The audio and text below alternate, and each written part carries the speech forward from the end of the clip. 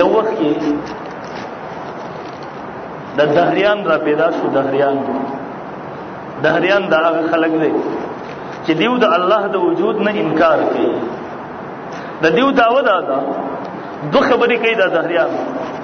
نمبر 1 خبره دا کوي چې دا کائنات په خپل پیدا شوی دي، د دې جوړونکو او پیدا کوونکو څوک نشته.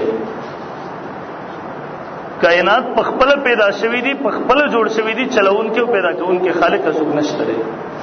دویم نمبر خبره د دیو دای دیو وای دا کائنات څنګه چې پیدا په خپل دي دغه سي په خپل باندې چلی. نور راخیږي، سپوږمۍ راخیږي، ورځ راځي، شپه راځي، یخنی راځي، ګرمي راځي. دی وای دا ټول نظام دا یو تسلسل چې روان دی، دا په خپل باندې یو نظام دی چې چلون کې څوک نشته. یو دور کې دا فتنه په عروج باندې ور دهریان دی. زموږ دی وخت کې بعضی به منتقیږي، خصوصا په تعلیمي ادارو کې. تیر کال ابل کال دلته پېښور کې یو کالج دی، نیم سرکاري نیم پرایویټ. تبلیغی جماعت ملګری ما تراله ماته چې دغه کالج کې د ارتداد مهم روان دی. به ماته یو پروفیسور دی بکیا دهری شوی دی، به څه نوجوانان امراوسته. یو نوجوان سره زما 3 4 5 غنټه ملاقات وشو. اگر نوجوان ذهن ټول د دې شکوک او شبهات یعنی پیرډ خو دې غستونه د الله د انکار نه، دغه نظام د چلیدو سو کې چلای دغه د انکار نه د دهریت طرف ته هغه تعلیم او نوجوانانو ته ورکو.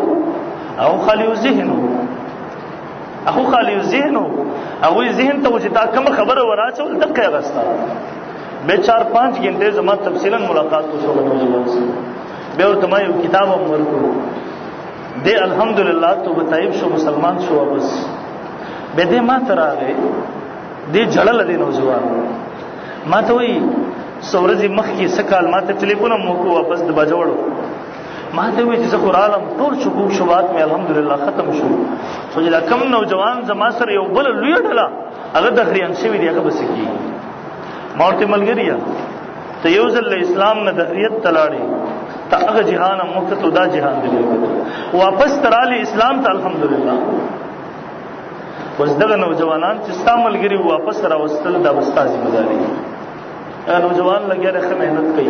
به مونږ هغه پروفیسور خلاف مونږ یو تحریک امر پورته کو هغه وخت کې خز زوردار تحریک وچلې دو تر دې هغه دهری دې ته مجبور شو. کالج کې اعلان نو کو دهریت غلط لاړ زه دهری نه خلق راته نسبت کړل.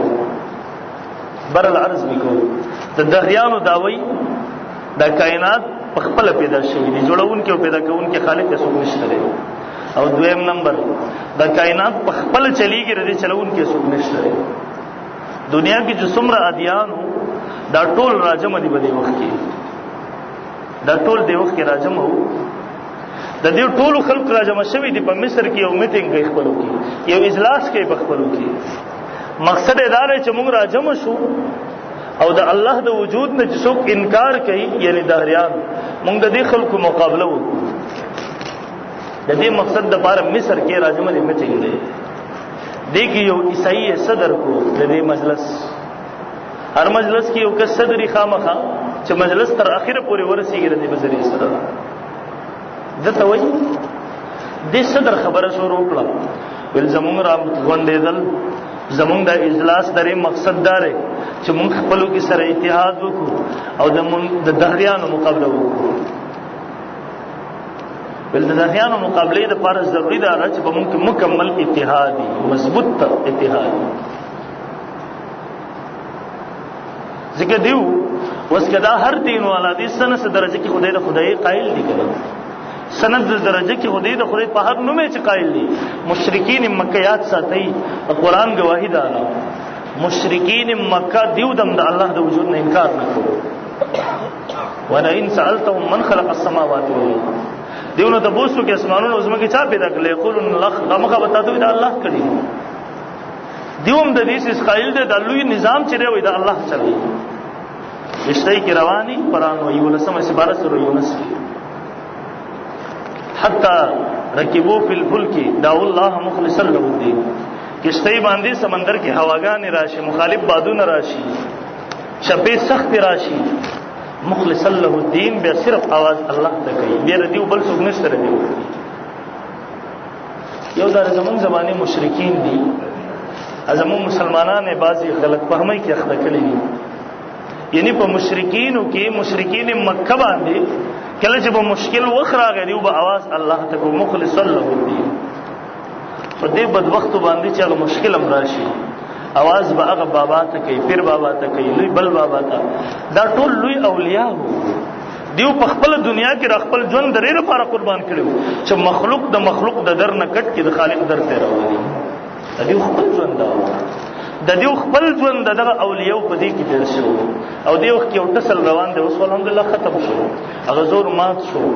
د پیرانو د غلطو پیرانو په نوم باندې یو لوی ډله راپورته شو، خصوصا زم په پرسو بسرت کې خصوصا زمونږ د پیښور کې اره تبلیغي جماعت مخې تراله مخنیوي کو ویل یار دی وای چې هر سال الله کوي مخلوق اس نشي کوله مخې تراله پر په زور او شور سره او روز سره راځي او زی په زی په کوبر په دوی مولګول چې لږوازی شو. الحمدلله موږ نو ځوانان احناف په مخې ترالو، موږ په مضبوطو دلایل سره داوی دغه ټولو نظریات توړو. ما وی هغه مشرکین دی وخت کې په سوال کې مسلم الله ته کو ادي یو اعتراض دام بل پګاړو لیکل دي چې میرے لیے الله ہی کافی ہے. اور تبلیغی جماعت د مهنت سوارم دقه د مخلوق نه د مخلوق یقین کټ شي خالق ته جوړ شي، د اسبابو نه د مخلوق یقین کټ شي د الله سره جوړ شي، یو خالق سره. دا د انبیو د مشن خلاصه و. دوی پګاړو لیکل میرے لیے الله ہی کافی ہے، دا غلط را